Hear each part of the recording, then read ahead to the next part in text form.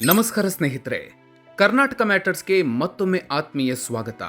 ಸಾಮಾನ್ಯವಾಗಿ ಗಡಿಯಲ್ಲಿ ಬಾಂಬ್ ಸ್ಫೋಟ ಆದ್ರೆ ನಾವೆಲ್ಲರೂ ಅದು ಉಗ್ರರ ಕೃತ್ಯ ಅಥವಾ ಶತ್ರು ದೇಶದ ಕುತಂತ್ರ ಅಂತ ಅಂದ್ಕೊಳ್ತೀವಿ.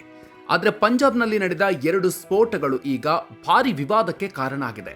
ಹೌದು, ಕೇವಲ 2 ಗಂಟೆಯ ಅಂತರದಲ್ಲಿ ನಡೆದ 2 ಭೀಕರ ಸ್ಫೋಟಗಳಿಂದ ಪಂಜಾಬ್ ಅಕ್ಷರಶಃ ನಡುಗಿ ಹೋಗಿದೆ.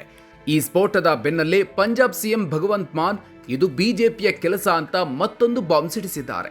ಅಷ್ಟಕ್ಕೂ ಪಂಜಾಬ್ನ ರಕ್ಷಣಾ ನೆಲೆಗಳ ಬಳಿ ಮಂಗಳವಾರ ರಾತ್ರಿ ನಡೆದಿದ್ದೇನು? ಸಿಎಂ ಭಗವಂತ್ ಮಾನ್ ಅವರು ಬಿಜೆಪಿಯತ್ತ ಬೊಟ್ಟು ಮಾಡಿದ್ಯಾಕೆ?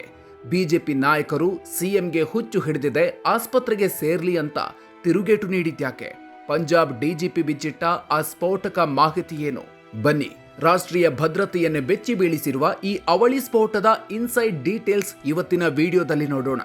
ವಿಡಿಯೋ ಶುರು ಮಾಡೋದಿಕ್ಕೂ ಮೊದಲು ನೀವಿನ್ನೂ ನಮ್ಮ ಕರ್ನಾಟಕ ಮ್ಯಾಟರ್ಸ್ ಯೂಟ್ಯೂಬ್ ಚಾನೆಲ್ಗೆ ಸಬ್ಸ್ಕ್ರೈಬ್ ಆಗಿಲ್ಲ ಅಂದ್ರೆ ಈಗಲೇ ಸಬ್ಸ್ಕ್ರೈಬ್ ಆಗಿ, ಹಾಗೆ ಪಕ್ಕದಲ್ಲೇ ಇರೋ ಬೆಲ್ ಐಕಾನ್ ಪ್ರೆಸ್ ಮಾಡಿ. 2 ಗಂಟೆಯಲ್ಲಿ 2 ಸ್ಫೋಟ, ಬೆಚ್ಚಿ ಬಿದ್ದ ಪಂಜಾಬ್. ಸ್ನೇಹಿತರೆ, ಮಂಗಳವಾರ ರಾತ್ರಿ ಪಂಜಾಬ್ನ ಜನರಿಗೆ ಅಕ್ಷರಶಃ ನಿದ್ದೆಗೆಡಿಸಿದ ದಿನ. ಕೇವಲ 2 ಗಂಟೆಯ ಅಂತರದಲ್ಲಿ ರಕ್ಷಣಾ ನೆಲೆಗಳನ್ನೇ ಟಾರ್ಗೆಟ್ ಮಾಡಿ 2 ಸ್ಫೋಟಗಳು ನಡೆದಿವೆ. ಮೊದಲನೇ ಘಟನೆ ನಡೆದಿದ್ದು ರಾತ್ರಿ 8 ಗಂಟೆಯ ಸುಮಾರಿಗೆ.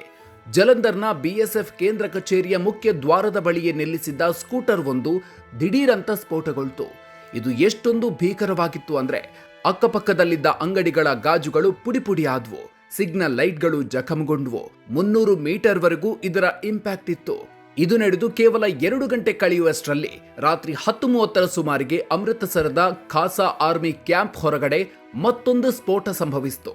ಬೈಕ್ನಲ್ಲಿ ಬಂದ ಮುಸುಕುಧಾರಿಗಳು ಸೇನಾ ನೆಲೆಯ ಗೋಡೆಗಳತ್ತ ಗ್ರೆನೇಡ್ ಎಸೆದು ಪರಾರಿಯಾಗಿದ್ದಾರೆ ಅನ್ನೋ ಶಂಕೆ ಇದೆ. ಸ್ಥಳದಲ್ಲಿ ಮೆಟಲ್ ಚೂರುಗಳು ಪತ್ತೆಯಾಗಿದ್ದು, ಅದೃಷ್ಟವಶಾತ್ 2 ಘಟನೆಗಳಲ್ಲಿ ಯಾವುದೇ ಪ್ರಾಣಹಾನಿ ಆಗಿಲ್ಲ.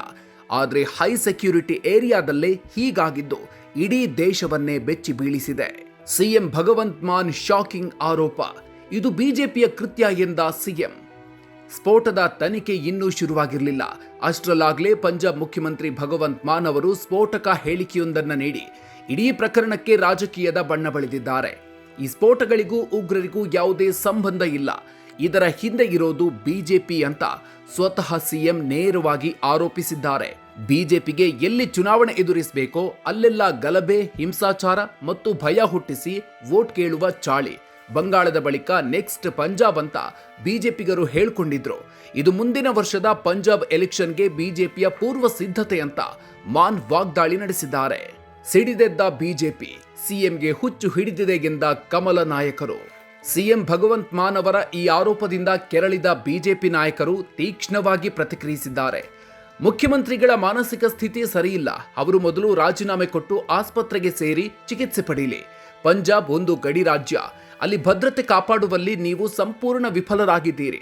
ನಿಮ್ಮ ವೈಫಲ್ಯ ಮುಚ್ಚಿಕೊಳ್ಳೋದಿಕ್ಕೆ ಬಿಜೆಪಿಯ ಮೇಲೆ ಗೂಬೆ ಕೋರಿಸ್ತಾ ಇದ್ದೀರಿ ಅಂತ ಬಿಜೆಪಿ ನಾಯಕ ಅಶ್ವಿನಿ ಶರ್ಮಾ ತಿರುಗೇಟು ನೀಡಿದ್ದಾರೆ.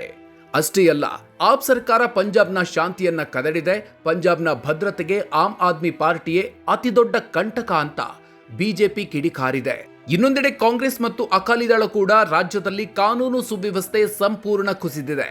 ಸಿಎಂ ಬಾಲಿಶ ರಾಜಕಾರಣ ಮಾಡ್ತಿದ್ದಾರೆ ಅಂತ ತರಾಟೆಗೆ ತೆಗೆದುಕೊಂಡಿದೆ. ಸಿಎಂಗೆ ಶಾಕ್ ಕೊಟ್ಟ ಡಿಜಿಪಿ, ಇದು ಪಾಕ್ ಕುತಂತ್ರ ಎಂದ ಪೊಲೀಸರು. ಇದು ಈ ಸ್ಟೋರಿಯ ಅತಿದೊಡ್ಡ ಟ್ವಿಸ್ಟ್. ರಾಜಕೀಯ ನಾಯಕರು ಕೆಸರಿನ ಚಾಟದಲ್ಲಿ ಬ್ಯುಸಿಯಾಗಿದ್ರೆ ಪಂಜಾಬ್ನ ಡಿಜಿಪಿ ಗೌರವ್ ಯಾದವ್ ಅವರ ಹೇಳಿಕೆ ಸ್ವತಃ ಮುಖ್ಯಮಂತ್ರಿಗೆ ಮುಖಭಂಗ ಉಂಟು ಮಾಡಿದೆ. ಸಿಎಂ ಇದು ಬಿಜೆಪಿಯ ಕೆಲಸ ಅಂದ್ರೆ ಡಿಜಿಪಿ ಮಾತ್ರ ಇದು ಪಾಕಿಸ್ತಾನದ ಐಎಸ್ಐ ಕುತಂತ್ರ ಅಂತ ಸ್ಪಷ್ಟಪಡಿಸಿದ್ದಾರೆ.